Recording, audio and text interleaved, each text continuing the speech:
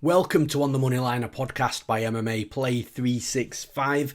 I'm Knutsson and I'm here to break down Noche UFC, which goes down this weekend, headlined by a women's flyweight championship fight, a rematch between Alexa Grasso versus Valentina Shevchenko. I'm really hoping that some of these fights do deliver because, look, I hate to be negative, but I always give my opinion on fight nights and fight cards. This really doesn't look too appetising, if I'm being honest, and that's just not from a name value perspective, but the matchups themselves. It's not an event that, I'm super excited for, so I really hope that it does deliver, proves me wrong. I'll be watching it anyway. I watch every single week regardless, but yeah, I'm really hoping that the fights do turn out to be, firefights and we get a good fight card. So yeah, that's my opinion on the card.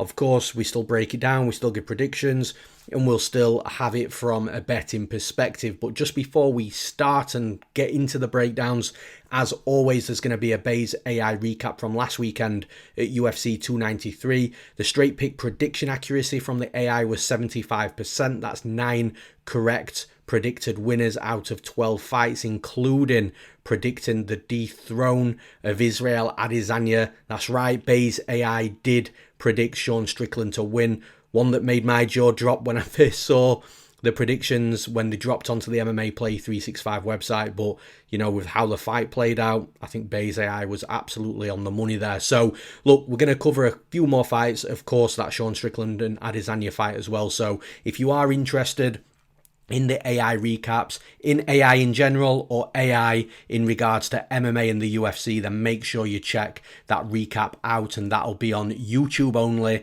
in the Base AI specific playlist. So that's youtube.com/MMA Play 365. But with that out of the way, let's get straight into the breakdowns. And of course, we start with the main event, the championship fight for the women's flyweight championship. We've got Alexa Grasso, the new champion, versus Valentina Shevchenko. Now, of course, as I've mentioned a few times, this is a rematch, and it's always interesting when you get an instant rematch from a fight where we saw a championship change hands. Now, we talk about that last fight. Grasso won round 1 on all 3 cards. Shevchenko won rounds 2 and 3, was looking okay in round 4 as well. It really did feel like one of those fights where, Shevchenko, she didn't start that great, but she grew into the fight, and it did feel like one of those fights where Shevchenko was just going to take over. But then there was the mistake of the spin attack. Alexa Grasso got a hold of Shevchenko, took her down and choked her out. And it didn't feel to me like, you can't take anything away from Alexa Grasso. She got that position. She finished Valentina Shevchenko. Not only beat her, which, no woman has been able to do in a very long time in this division, but she finished her as well and took a belt. So you can't take anything away from Grasso, but it wasn't a finish that, Alexa Grasso had been setting up throughout the fight and looking for within a game plan. It was just, like I say, it seemed a bit of a mistake from Shevchenko that Grasso took advantage of. Fair play to her, took advantage of it and finished the fight. But how many times or how often does that happen if these two fighters fight 10 times? I kind of feel like it's a bit of a low percentage outcome. Now, the other thing with Valentina Shevchenko as well is, look, I don't know this for a fact, so it's not as if I'm speaking from, knowledge that I have, but for some fighters, and you have heard it with previous fighters, Robert Whittaker said the same thing, and I'm sure Israel Adesanya will attest to it as well, is when you've been a champion and a dominant champion for that long, and you go through opponent after opponent, different opponent after different opponent, then you start fighting the same fighters again, and, when it starts to become short on legitimate title challenges, I have heard from fighters, from champions, when they've spoken in the media and things like that, that they can lose a little bit of concentration, lack a little bit of motivation. And I've got a funny feeling, I'm not saying that happened to Shevchenko, but if it did, and I've just got a funny feeling a fire's going to be lit within Shevchenko to get that belt back. She probably might have even reflected after the fight thinking, yeah, I had a lack of motivation in that last fight. I'm going to get it back. Now, the strange thing is with this fight and these types of fights is you very rarely get a situation where the champion loses the belt and then they rematch and then they win that belt back.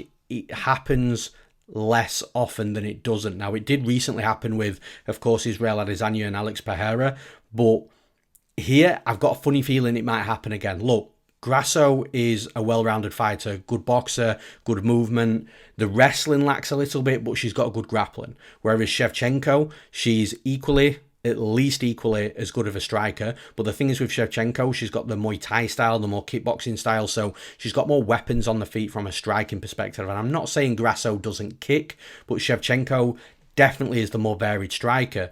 Shevchenko's wrestling, in my opinion, is better. The grappling, very, very similar to Grasso in regards to skill set. They're quite equal there. I don't see too much of an edge, but I still believe that Valentina Shevchenko is the better mixed martial artist than Alexa Grasso. I think Grasso's going to be in this fight. I've got a funny feeling it goes all 5 this time, so I think Grasso will win a couple of rounds along the way. But although I personally don't normally like picking the fighter to win that's just lost a belt in the immediate rematch, I do feel that Shevchenko's still got that skill set quality. She's not declined. I think she's going to have a fire lit inside her, ready to win that belt back. And I've got a funny feeling that Shevchenko's going to put it together really nicely on the night. So for those reasons, I am picking Valentina Shevchenko to win this fight and become the new UFC Women's Flyweight Champion. And in the next fight, in the co-main event, this is the fight, in my opinion, that's the fight of the card. I think you'd be hard finding anybody that disagrees with that. We've got Kevin Holland versus Della Maddalena, and what a fight this is. The first thing we're going to talk about, though, is we're going to dive straight into that fight that Maddalena had last time out against Hafez. Now, I'm not going to put too much stock into that fight for 2 reasons. Firstly, every fight's different, and this is a completely different fight for Della Maddalena against Holland as what it was against Hafez. Second of all, we've seen now a couple of times these short notice UFC debutants that have got something about them that are coming up and making fights close against fighters that are like minus 500, minus 600. We saw it last weekend with Dos Santos against Manel Kape. We saw it with Diego Lopez against Movsar Evloev. And, of course, we saw it here with Hafez against Della Maddalena. So, the one thing I will say here, though, is the wrestling and grappling has definitely been exposed somewhat for Della Maddalena. Like, Hafez is a good wrestler and he's a good grappler, but he should have not been taken down that easily. He shouldn't have been pulling guillotines constantly. Even after it didn't work 2 or 3 times, Maddalena was still making the same mistakes as he was making beforehand, so therefore he's not really, it didn't look like he was really learning inside the cage and getting the reads in. Now with Kevin Holland's just gone against Michael Chiesa, who is a very good grappler, submitted him, and the work that Holland's doing at Extreme Couture in Vegas, I feel like he is leveling up as a fighter. Now the only problem that I've had with Kevin Holland prior is, talks too much inside the cage, is a little bit too playful, doesn't really know how to get up off his back when he's got a good wrestler on top of him. But he really seems to be ironing all these issues out to the point where he is probably more trustable now as a fighter. Like, I don't think that Della Maddalena is going to come in here and take him down and Holland's going to be stuck on his back. Where Maddalena wins this fight is closing the distance, ripping shots to the body, to the head. Maddalena's predominantly a boxer. Kevin Holland, I think he utilises a little bit more movement, more of a kickboxer, will have, again, more of a varied strike arsenal. And I genuinely think that this is a very, very close fight, because the one thing that Della Maddalena does really well is pressure. Forward pressure, closes the distance, and he's able to get into boxing range and rip. But what Kevin Holland does really well is he's a bit elusive on the feet, he's creative, he moves well, he creates angles, he exits out when he's being pressured a bit too much, and he's of course going to be the much taller, the much longer striker or fighter in this fight, with, again, a bit of a kicking game to it. It's not just punches, but he's got knockout power as well. Della Maddalena is a little bit hittable. So from the breakdown and the analysis that I'm giving out now, you can start to see a scenario where, multiple things could potentially happen. Does Kevin Holland get pressed back by the pressure of Della Maddalena? If so, can he take the punches of Maddalena? Kevin Holland's really durable. But then if Della Maddalena can't put the pressure on that he wants, will Holland just be able to creatively strike at range?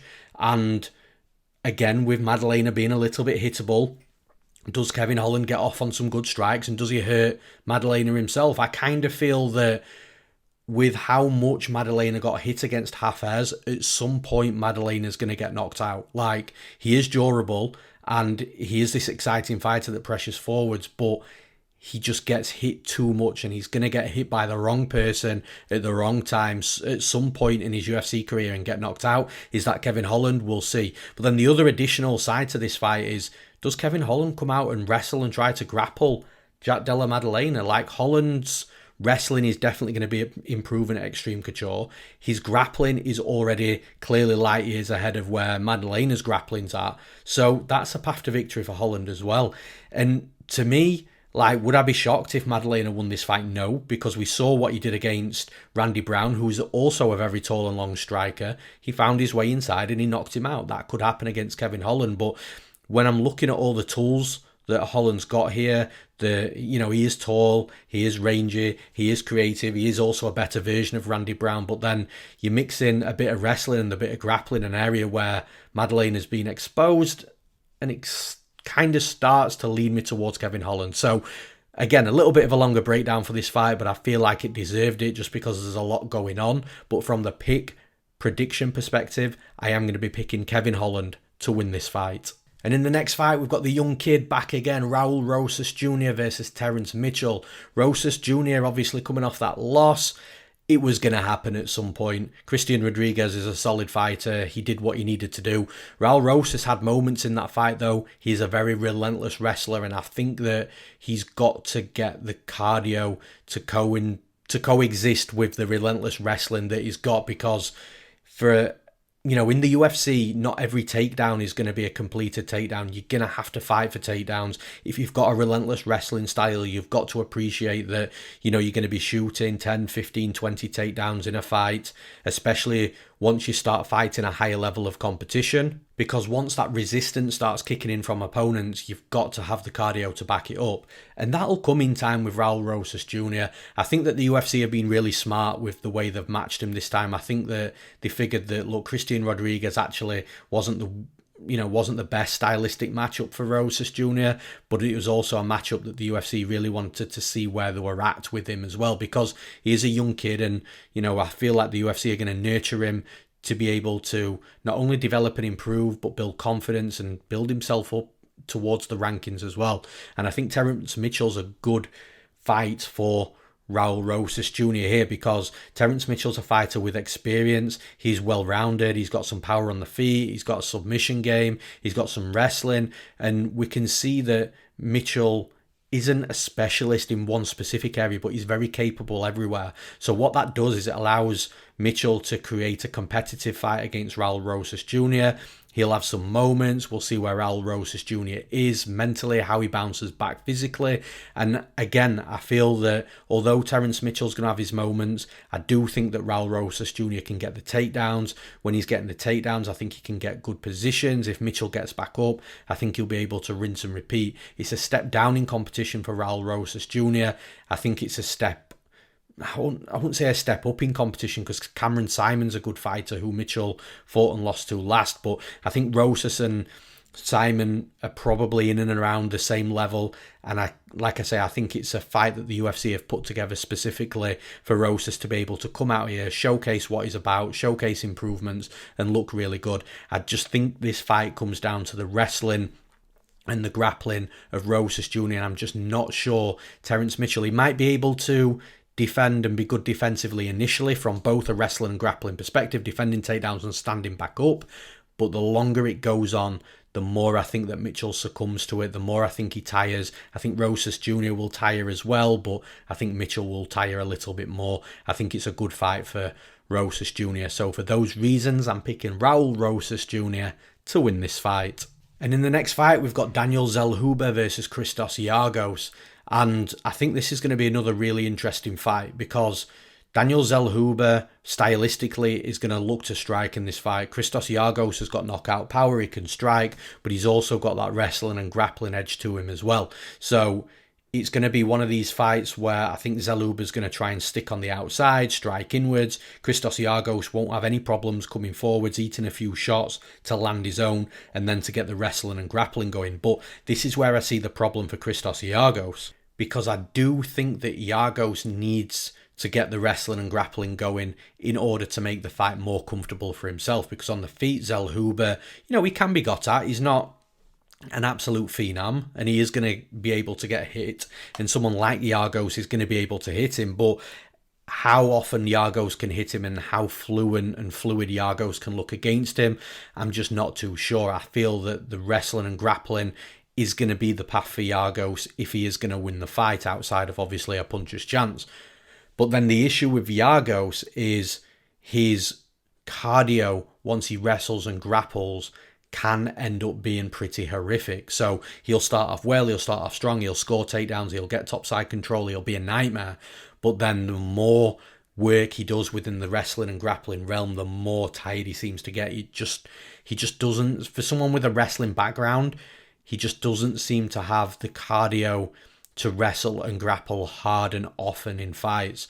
So therefore, if he does wrestle and grapple, which I think he might do, the cardio drops. I think Zellhuber comes on a little bit stronger with the striking. Then the panic takedowns or the desperation takedowns come for Giagos. Zellhuber defends, keeps the fight on the feet. Giagos' gas tank drains, and then Zellhuber eventually just takes over the fight, either a late finish or a decision.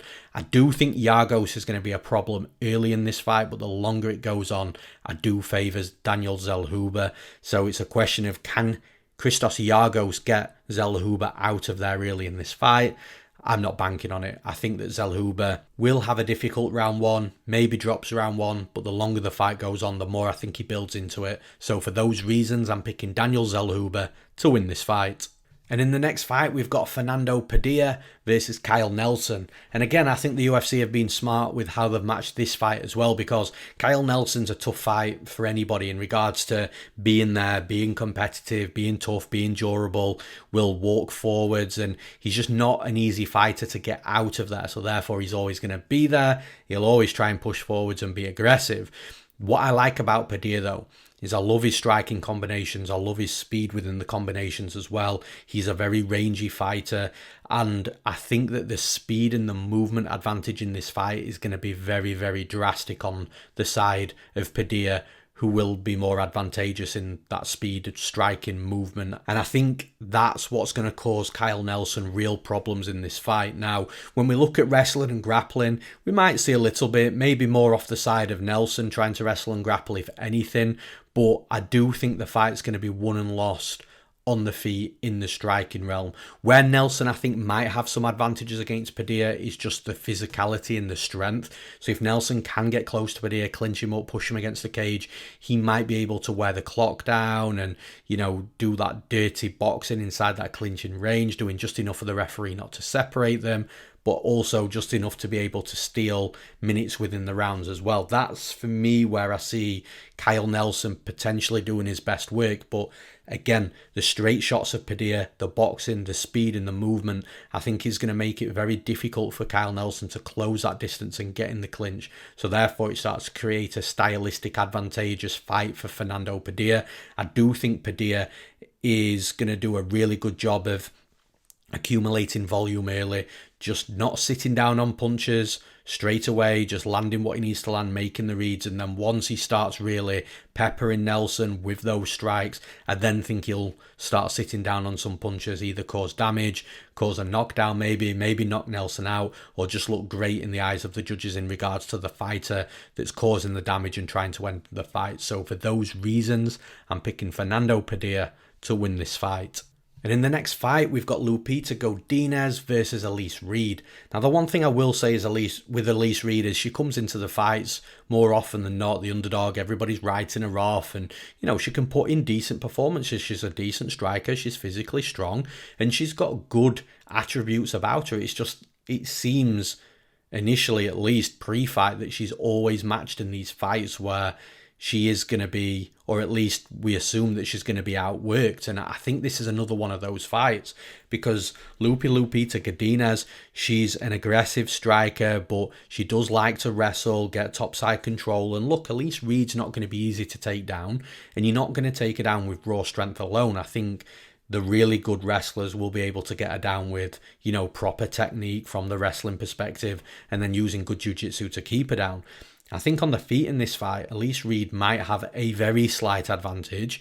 I don't think there's going to be a massive edge between each fighter, but if you're asking me who I'd lean in a 15-minute kickboxing fight, maybe Elise Reed does some really good work, but the problem is this is mixed martial arts, and I think Godinez is going to go back to the wrestling in this fight. I think she's going to be able to score takedowns against Elise Reed, maybe not off the initial shot, but when the initial shot doesn't or isn't successful and she can force the back of her opponent to the cage wall and then she can start looking to chain wrestle off the cage, I think that's where Godinez is going to get at Elise Reed. And I think it's going to be a difficult fight for Reed to really get a foothold in and start to look good and be fluent and fluid. I think the flow of anything that Elise Reed does will likely be broken up by Godinez's aggression, forward pressure, and then the shots of the takedowns, pushing against the cage and the chain wrestling as well. So for me, I do think Elise Reed, again, maybe she's the very, very slightly better striker. It's a difficult fight to read, no pun intended, but I think the wrestling and grappling is going to play a big factor, and that's where Lupita Godinez is better and best in this fight. So for those reasons, I'm picking Lupita Godinez to win this fight. And in the next fight, this is an interesting one. We've got Roman Kopylov versus Josh Fremd. Both fighters have fought very recently, both coming off wins. And it's a weird and interesting fight because, at least from my perspective, and again, I can't speak for everybody, I kind of feel that Roman Kopylov is winning fights where we think that he's probably going to fall, where I think he's going to fall short and maybe lose.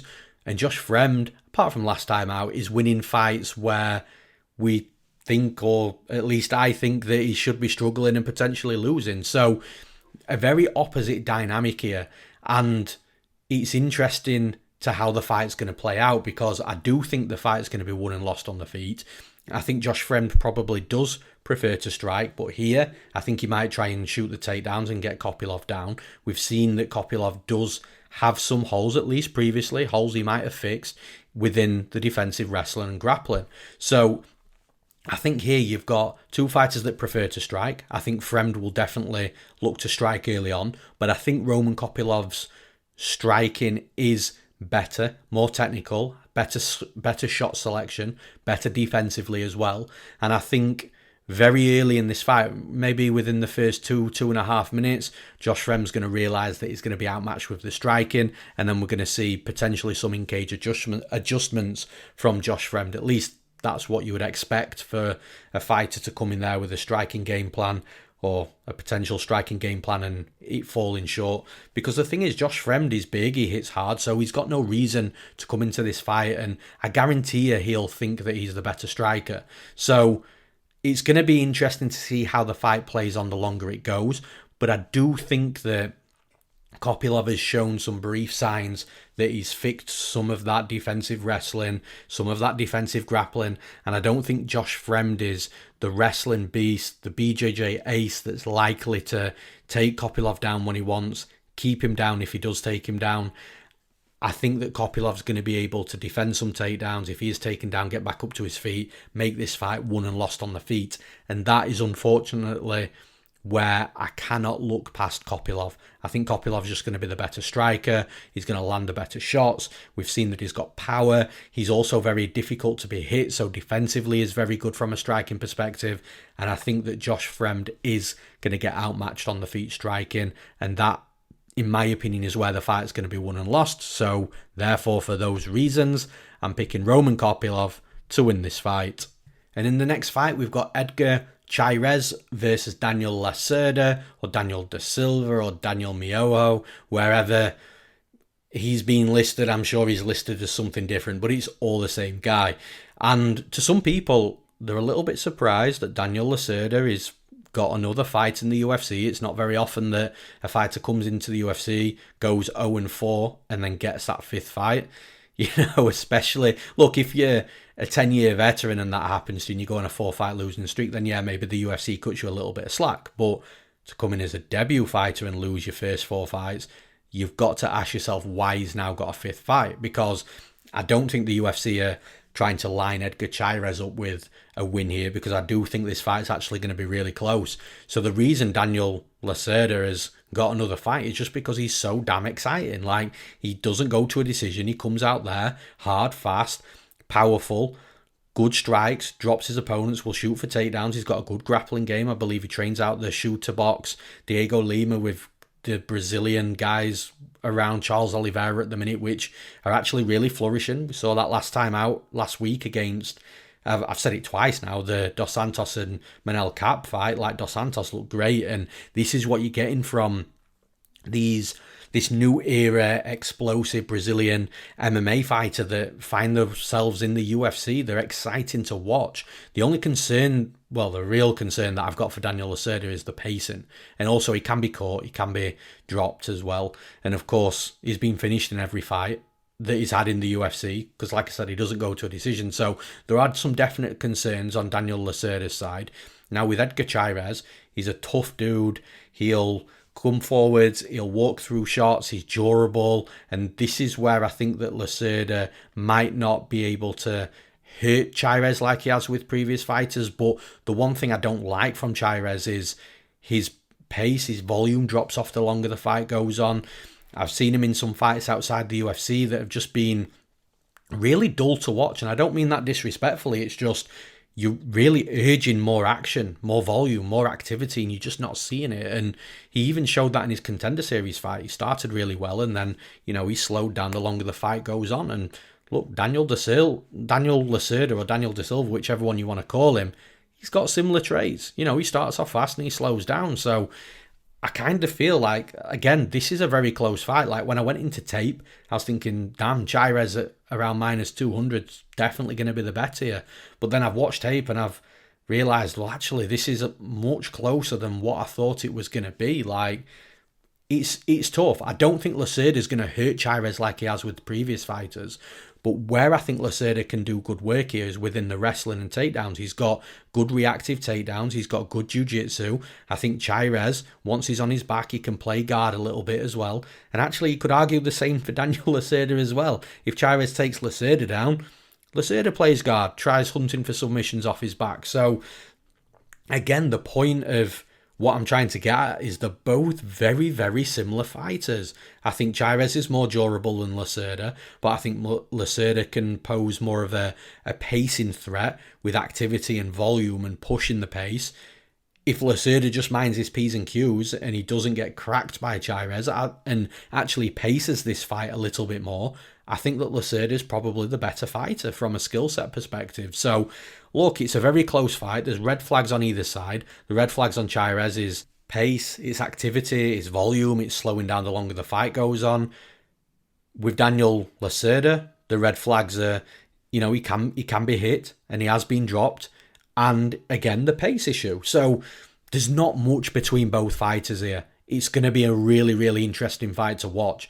But from a pick and prediction perspective, I'm not going to sit on the fence. I have to choose a side. And more often than not, when fights, in my opinion, are going to be this close and could end at a second from either side, I'm usually going to side with the underdog. So I'm going to be picking Daniel Da Silva, Daniel Lacerda to win this fight. And in the next fight, we've got Tracy Cortez versus Jasmine Jasudavicius. And this is going to be another stylistically interesting fight because both women prefer to fight on the ground, on the mat, within the grappling realm. And both fighters have got decent wrestling. Both fighters have got decent jiu-jitsu. The striking probably is the area that lacks for both sides. But both of them, again, there doesn't seem to be too much of an edge in regards to the striking. Normally, you can see Jasudavicius fighting an opponent that they've got the much better striking. It's Jasmine trying to get the takedowns. And the same with Cortez. Cortez can fight opponents that have got the better striking and she's the one looking for the takedowns. But both of these fighters match up quite well because, like I say, they both lack a little bit in the striking. There's not much of an edge. And in regards to the wrestling, I'd probably slightly lean towards Jasmine Jasudavicius.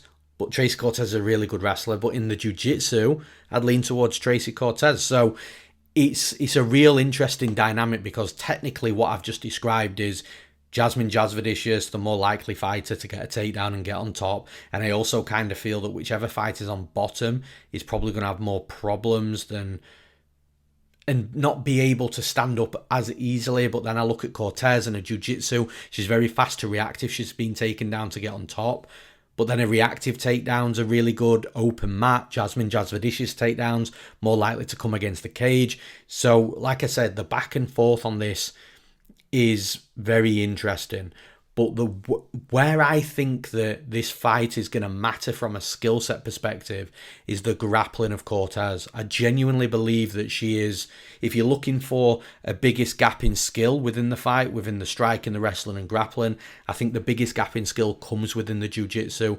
I think that if Cortez takes Jasudavicius down, I don't think Jasudavicius is going to be able to stand back up like she did against Miranda Maverick. She did a really good job there. We've seen it in previous fights as well, in other fights. But I do think if Cortez gets on top of Jasudavicius, Jasudavicius could get a little bit stuck, or maybe she tries to stand up, shows her back, and Cortez takes her back.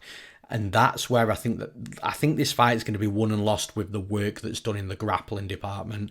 That's where I think Cortez is better. Yes, Jasudavicius may be the very slightly better wrestler, but Cortez has got real good open mat takedowns. So when the fight is in the open mat, if Jasmine Jasudavicius is a little bit too aggressive on the feet, which she can be, she might overextend, leave her hips open. Cortez shoots in, takes her down, has some good work topside. So I am going to side with who I believe is going to be the better fighter in a very strange, dynamic, stylistic matchup.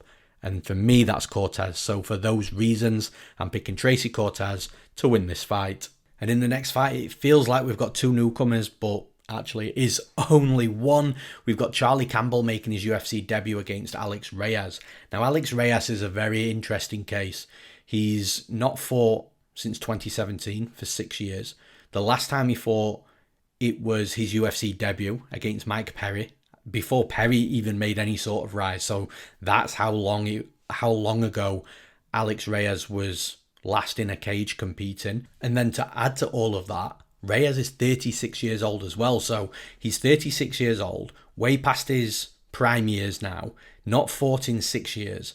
Last fought against Mike Perry, was knocked out in round 1, and 0-1 in the UFC. So it is a really, really strange case. He's supposed to have fought a couple of times, but it seems like he's been riddled with injury and he's had to take a long time off. Then you add in the ring rust as well.